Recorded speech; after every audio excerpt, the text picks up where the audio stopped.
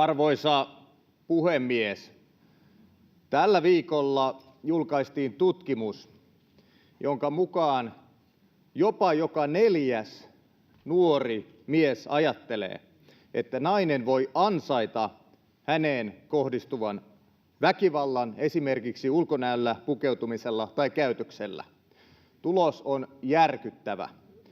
Onneksi selvä enemmistö ei hyväksy väkivaltaa missään muodossa. Ongelma on Suomessa kuitenkin aito. Rikosuhritutkimuksen mukaan lähes viidesosa naisista on kokenut jonkinasteista väkivaltaa tai uhkailua viimeisen vuoden aikana. Väkivallalle ei sivistyneessä yhteiskunnassa ole mitään oikeutusta. Tämän ongelman ratkaiseminen ja asenteiden tervehdyttäminen on meidän kaikkien vastuulla.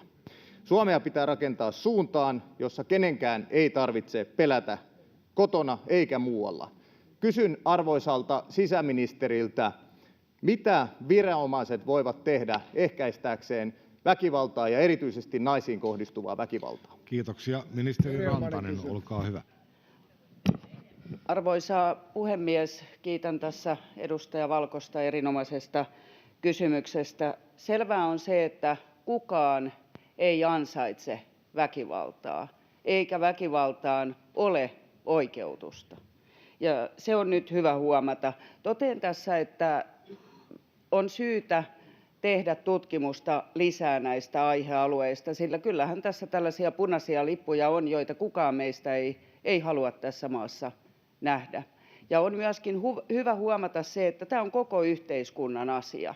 Tätä ei voi hoitaa pelkästään viranomaiset. Tämä on kaikkien meidän asia, niin päättäjien kuin viranomaisten. Ja totean myös sen, että se on ystävien asia, se on sukulaisten asia, se on naapureiden asia. Kuka hyvänsä, joka näkee tai kokee väkivaltaa, tulisi ilmoittaa siitä viranomaisille, sillä vain ilmoitettu asia voidaan saattaa viranomaisten tietoon ja sitä kautta eteenpäin. Ja on tietysti selvää, että meidän viranomaiset myös keskittyy tähän. Meillä on lähisuhdeväkivallassa äärimmäisen karmivia tapauksia ja traagisia tapauksia aivan lähimenneisyydestäkin, ja meillä kyllä poliisi tähän keskittyy. Kiitoksia. Tämä kysymys on loppuun käsitelty. Seuraava kysyjä, edustaja Poutala, olkaa hyvä. Arvoisa puhemies! Tämä kyselytutkimus väkivaltaan liittyen oli todella herättävä. Se sai pohtimaan nuorten hyvinvointia laajemminkin. Osa nuorista miehistä kärsii mielenterveyden haasteista, yksinäisyydestä ja päihteiden liiallisesta käytöstä. Suuri onnellisuusongelma on sekin, jos ei löydä vierelleen puolisoa. Tuoreen perhebarometrin mukaan 61% 18–29-vuotiaista miehistä elävät ilman minkäänlaista parisuhdetta, vaikka vain 16% ikäryhmästä toivoo olevansa tällä hetkellä kokonaan ilman parisuhdetta.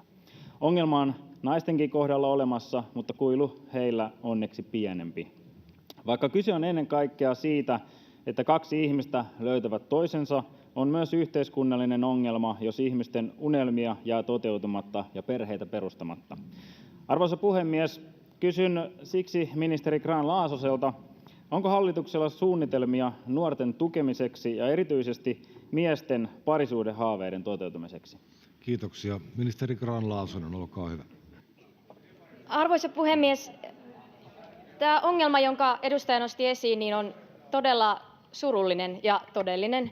Eli on totta, että meillä on kasvava nuorten miesten joukko, jotka syrjäytyvät ja jäävät tästä yhteiskunnasta sivuun, joiden koulutustaso saattaa jäädä matalaksi, joille riski jäädä työttömäksi on korkeampi ja sitä kautta myöskin jäädä ulkopuolelle tästä yhteiskunnasta. Jotain tapahtui ehkä korona-aikana, mikä on kiihdyttänyt tätä, ja siihen liittyy myöskin ehkä mahdollisesti tutkijoidenkin mukaan tämä älypuhelinten yleistyminen ja etämaailmoihin siirtyminen. Eli fyysiset, sosiaaliset kohtaamiset on vähentynyt meidän yhteiskunnassa, ja se lisää yksinäisyyttä ja myös mielenterveysongelmia, ja näihin täytyy puuttua. Hallituksen tasa-arvo-ohjelma on juuri valmistumassa, ja siinä noteerataan nuoret miehet, heikommat oppimistulokset, koulutuksellinen tasa-arvo ja myös nämä syrjäytymiskehitykset. Suoraan tietenkään niin kuin parisuhteiden muodostumisen maailmaan täältä eduskunnasta käsin emme pääse kiinni, eikä se ole lakiasia. mutta me voimme miettiä, että miten me voimme rakentaa yhteiskuntaa, jossa ihmiset kohtaa toisiaan, jossa nuoret voivat hyvin ja paremmin ja nuoret miehet saavat mahdollisuuksia tässä maailmassa. Asia on vakava ja siihen täytyy suhtautua myös niin. Loppuun käsitelty.